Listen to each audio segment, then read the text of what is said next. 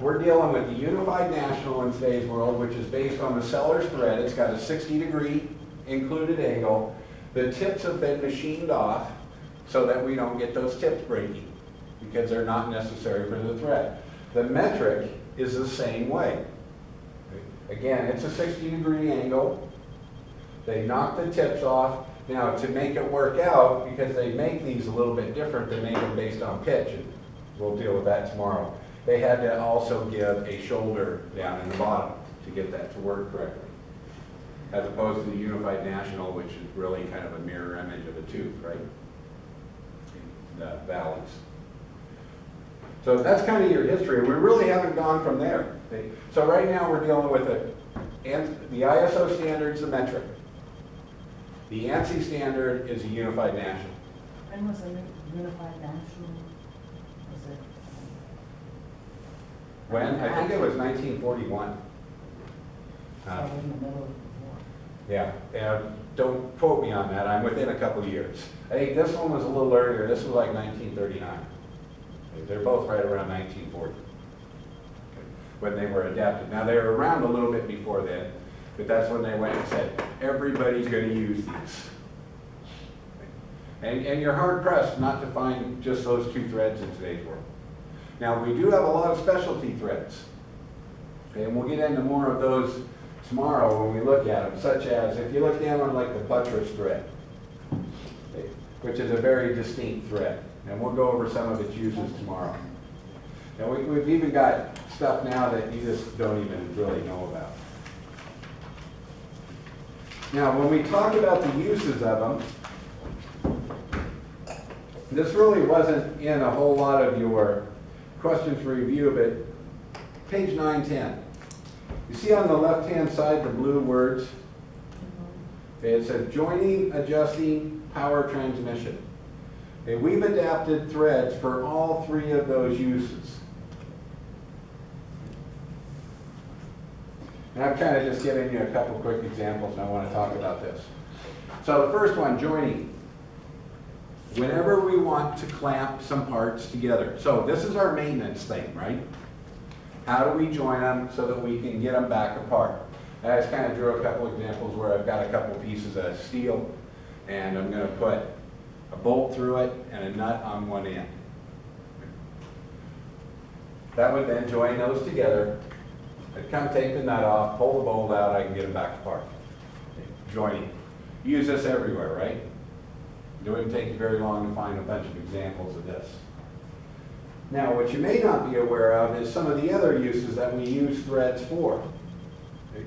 First one, adjusting. Adjust the position of mating parts. So we not only join them, but we can locate or modify the position that places are joined in due to a thread. Since the thread is on a shaft, you can move it up and down and put nuts on either side to control where it actually sits. I drew this because I was drawn by when they were redoing all the light poles on pole line. And I thought it was kind of interesting. They made these huge footers for those big telephone poles.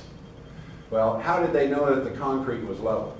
And I got to looking at it, and they didn't care if the concrete was level, because they had a bunch of bolts sticking out of the concrete, and all they did was come in and place the light pole on it, and then they could adjust where it sat and get a level if the concrete settled and all that. So it was always level. If you walk through our old town, they took out a bunch of those old lights when they redid it a couple years ago, but there's still some old ones around. They're all done just like this. So the point being, this is for a light, street light, but it's for tons of things. How many of you have heard of a type of fastener called all thread? Yeah, it's just a big shaft. You can buy them up to 60 feet long, and the whole thing's threaded. Okay? So there's no head on it. And so what you do is you use nuts to position along the cylinder.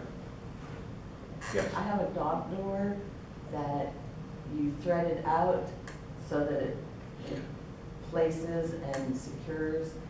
And so anytime I'm always having to go in and adjust it so that it's exactly right. Yeah. But, okay. Yeah, good use of a thread, right? Real easy to fix, keep it up and going.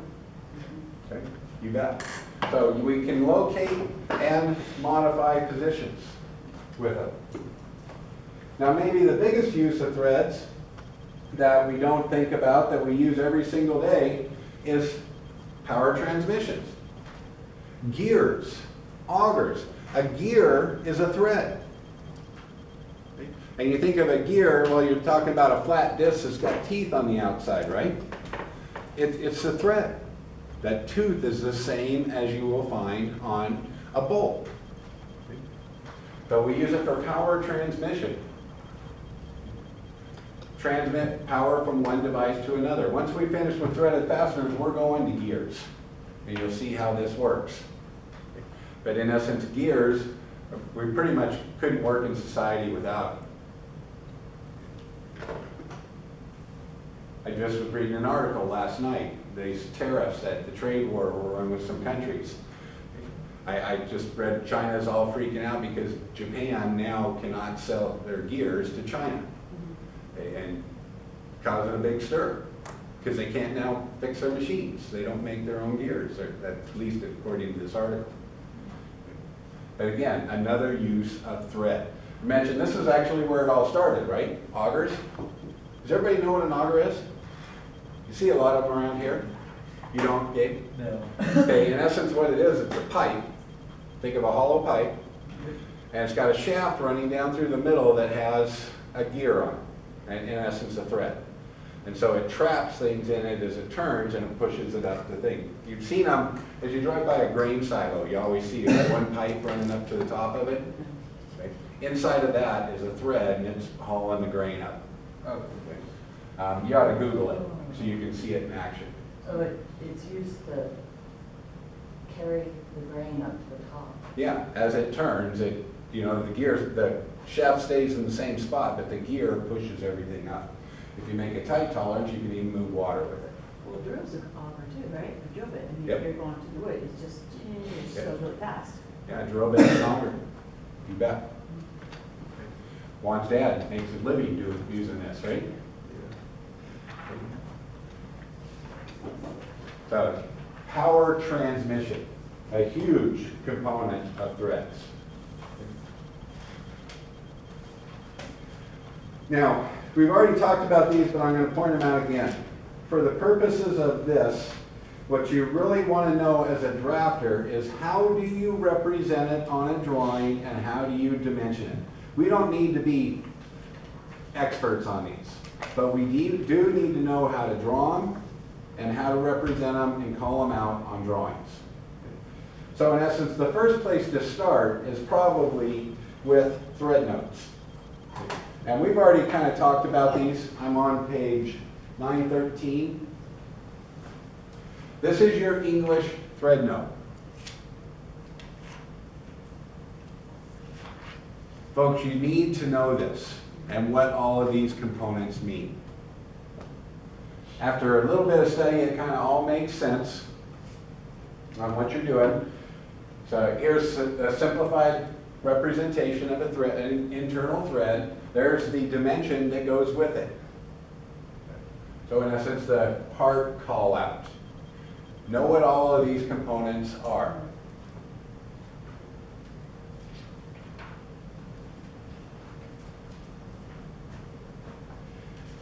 The second thing is if you would turn to page 917,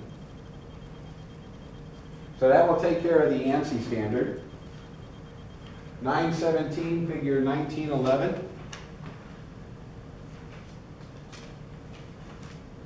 This one has the metric thread on it.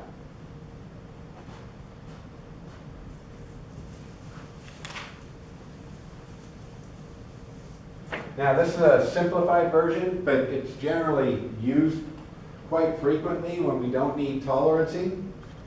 Okay. So here is the main component of a metric thread, and this is all I really need you to know for the purposes of this class, because we don't build with a lot of metric threads. Usually if we're dealing with those, it came from an overseas arena. If you turn the page to page 918, it's a pretty good study. At least read through it once so you're familiar with it. In case you find it, you recognize, oh, these are tolerances. On the English thread, these are all part of the note, but on the metric, they generally do the sizing right here. This gives them everything they need to know to build it. Now, you can add some tolerancing to it, depending on how you need it to work. And so these are just added at the end of it. Yes? Can we go back to the ANSI standard? Uh-huh. I remember this was confusing before, I'm still confused, obviously. The major diameter, when you're pointing to the standard, is actually diameter of the hidden line, right, or not? Yeah, That's it's your big- major diameter. But you're pointing to the solid, even though it's actually dimensioning Yep. the larger one, right? That's right. So on this one, it's an internal thread, right? Mm-hmm, The major diameter, this one, is this outside one. right, Now, that's on an internal thread. and then When that's, you go to an external thread like down here, and it's kind of, I wish the author didn't do this, this is simplified and he's gone to a schematic version down here. But this would be the outside or the major on this one. yeah, that's it. okay. And then, so, and you get the dimension of the minor by the side of the thread, that's how Mhm. you know. Yep. And you always point your leader to the outside object line. Remember, we don't dimension the hidden lines. Okay, okay, that was the, That was the big thing there. yeah. Now, keep in mind, this could be like a counterboard situation also, right? We get into that a lot, where you would have another object line right here. And if you got a counterbore, then your arrow would be there, and your counterbore would be underneath that. Okay.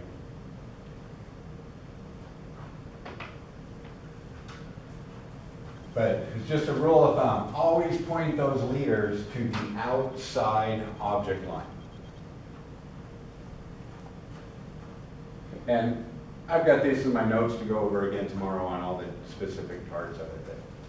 I know one of your questions for review had you write this and explain the categories of it, and just kind of point it out.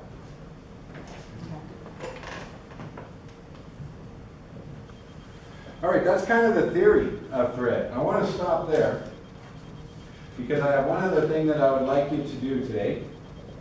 So you have this sheet that I handed out. This is an identification sheet. It does not have every thread, every mate on it, but it's got the major categories. Can you identify them? Okay, so if I'm sitting here and I'm saying, well, you know what, I need to deal with a set screw. And let's say it's got a needle point on it. Would you be able to recognize what that is? Or let's say I need a set screw with a dog point. What would that look like? So I can get it, I can draw it, whatever the case might be. Does anybody know where the set screw is on that, on the figures? Nope, it's not F. And what is? F is a sheet metal screw. It's D.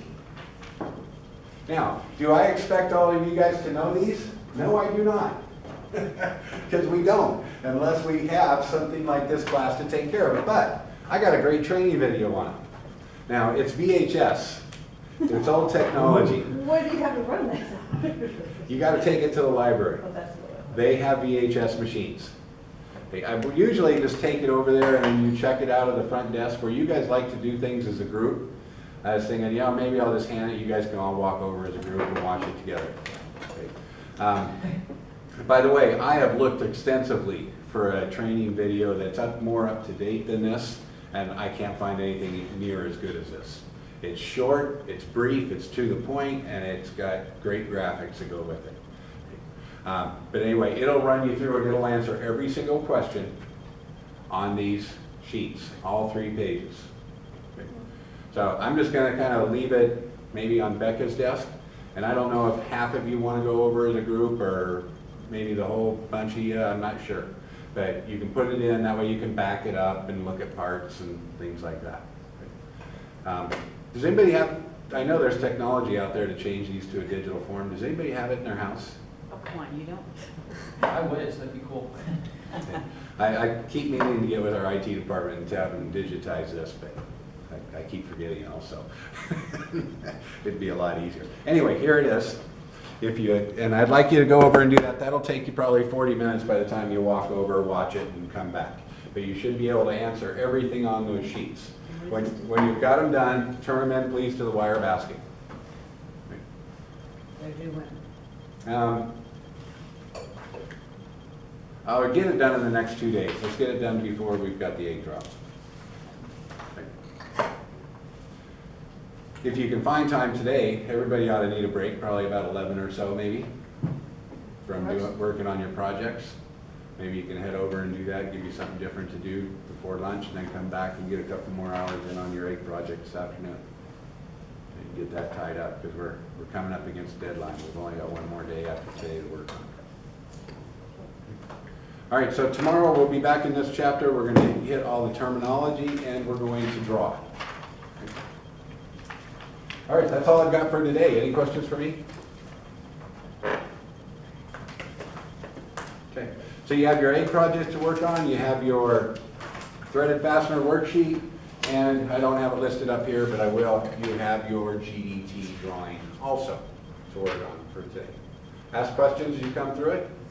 Be happy to get involved and give you a hand at whatever you're doing. Okay. All right, and oh, I did have an email, the printers are working. They're supposed to. Cheryl tested it and hers worked this morning, so.